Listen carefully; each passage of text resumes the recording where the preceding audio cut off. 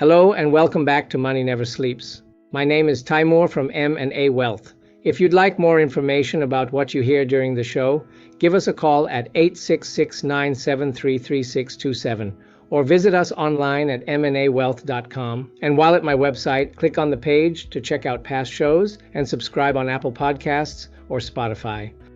In today's episode, we'll take a deep dive into the wisdom of planning for age 95 and explore what the latest data tells us. Plus, we'll cover some essential financial planning strategies for retirement. I came across a U.S. News and World Report article, Should Retirees Still Plan for 95? And it has some fascinating insights. It references a study by HealthView Services, which found that for most retirees, planning for 95 is overly cautious. The report highlights that 95% of retirees in their 60s already have at least one chronic condition that could shorten their expected lifespan. Yet, despite the data, many financial services professionals continue to use 95 as a benchmark when designing retirement income strategies. It really comes down to the fear of outliving your money. In my experience, that's one of the biggest concerns retirees have, and while 95 may be an optimistic target, people are generally living longer, which increases the risk of running out of funds. The article includes insights from a financial services professional who automatically assumes all her clients will live to 95. She argues that while it's conservative, there's no real downside. If a client passes away before then, their remaining assets simply transfer to their loved ones, assuming they have a well-structured estate plan and financial strategy. Another financial expert in the article believes that planning for 95 helps clients prepare for increased healthcare costs as they age.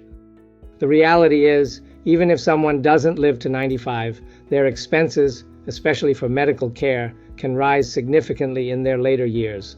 So, overfunding retirement could be a safer strategy than underfunding it. According to HealthView's data, a 65-year-old woman today has an average life expectancy of 90, while a 65-year-old man can expect to live until 88.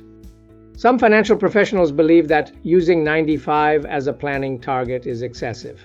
One advisor quoted in the article noted that in over 20 years in the industry, he's only had one client live past 90.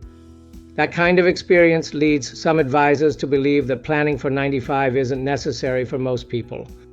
Next, according to the Pew Research Foundation, the number of Americans reaching 100 years old is expected to quadruple in the next 30 years, from around 100,000 today to more than 420,000 by 2054. Even though 420,000 centenarians may sound like a lot, keep in mind that by 2050, the total population of Americans aged 65 and older will exceed 82 million, according to a recent Business Insider article. America's aging population faces a growing shortage of geriatric care. That means most people won't reach 95, but some will, and having a financial strategy that accounts for both possibilities is key. The decision to project a longer lifespan in financial planning depends on various factors, much like other aspects of retirement strategy. For instance, individuals with a history of longevity in their family and an exceptionally healthy, active lifestyle may have a greater likelihood of reaching 100. In such cases, a financial services professional should run multiple projections with different age scenarios to give clients a comprehensive understanding of all possible outcomes. You might have sufficient funds until 90, but beyond that, things could get tight. And the article also notes that many financial planning software programs struggle to accurately model expenses as clients age, making working with a financial services professional all the more important. In my experience, nearly everyone experiences this transition. No significant medical concerns, life is good, but spending patterns shift. That lull in expenses can extend the longevity of a retirement plan. Let's keep building on today's theme, securing your retirement finances. Up next, we're diving into some key retirement planning steps. A Bankrate article, Retirement Planning Checklist, 5 Key Steps to Being Financially Prepared is a fantastic resource. The first step, defining your retirement savings goals. To do this, ask yourself some big picture questions. What's your dream retirement lifestyle? How will you make the most of your free time? Many financial services professionals suggest aiming for about 80% of your pre-retirement income to sustain your lifestyle after you stop working. That said, this rule doesn't apply universally. If your dream retirement includes world travel, fine dining, and five-star hotels, 80% may not be enough. On the other hand, if you envision a quiet life tending to your garden at a home that's already paid off, with the occasional trip to a matinee, 80% may be more than sufficient. One key to success is making sure you have a plan that fits your specific needs. Start by visualizing what your daily life in retirement will look like. Will you need a car, or do you plan on downsizing to an area with public transportation? Will you dine out frequently or cook most of your meals at home? Answering these questions will help determine your monthly expenses. At the end of the day, your retirement strategy should be as unique as you are. The next step on your retirement checklist is calculating how much money you'll need to last through retirement. Once you've set your retirement savings target, use your current income and expenses to project your future financial needs.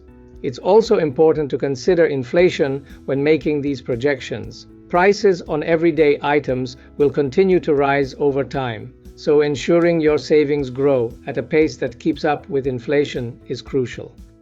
There's also the 4% rule, which suggests that withdrawing 4% of your savings annually in retirement can be a sustainable approach. However, this isn't a one-size-fits-all solution.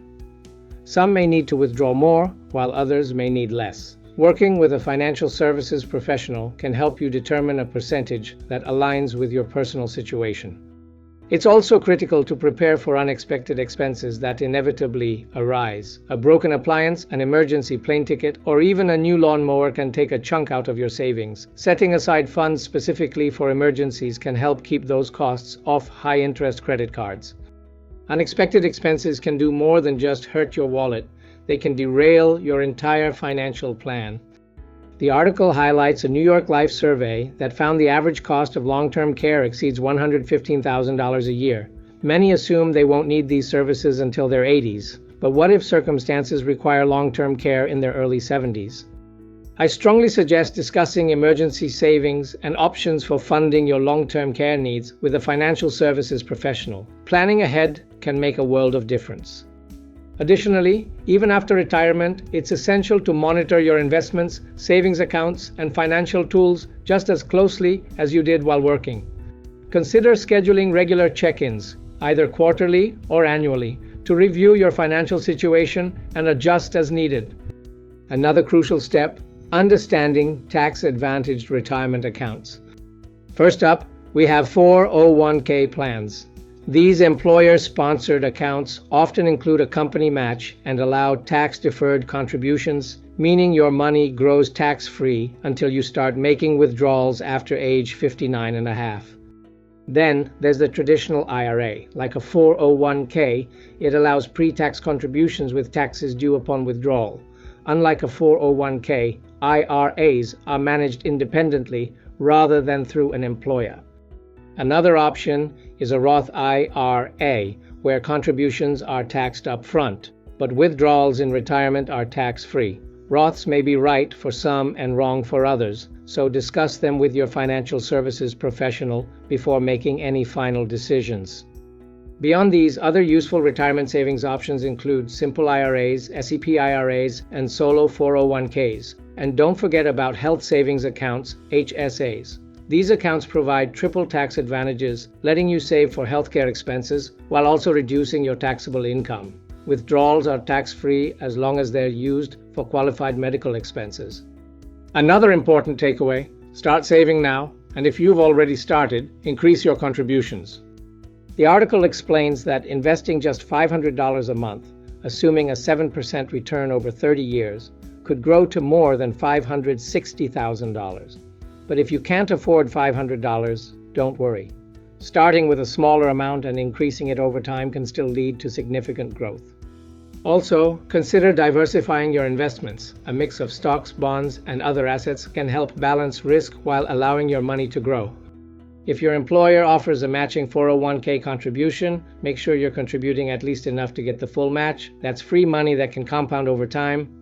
If you have any questions about your retirement magic number, your retirement strategy, or any other parts of your financial strategy, visit my website at mnawealth.com or call my office at 866-973-3627 to discuss how my team might be able to answer your questions and address your concerns. It's our goal to help you prepare for the retirement you've worked so hard for. Disclosure: all matters discussed during the show are for informational purposes only. Opinions expressed are solely those of M&A Wealth and staff. All topics covered are believed to be from reliable sources. However, M&A Wealth makes no representations as to its accuracy or completeness. This commercial shall in no way be construed as a solicitation to sell securities or advisory services to residents where permitted. Topics should be discussed with your individual advisor prior to implementation. Advisory services offered through M&A Wealth, a registered investment advisor in the state of Texas. Insurance products and services are offered through PNC Life Insurance Agency, an affiliated company. M&A Wealth and PNC Life Insurance Agency are not affiliated with or endorsed by the Social Security Administration or any government agency.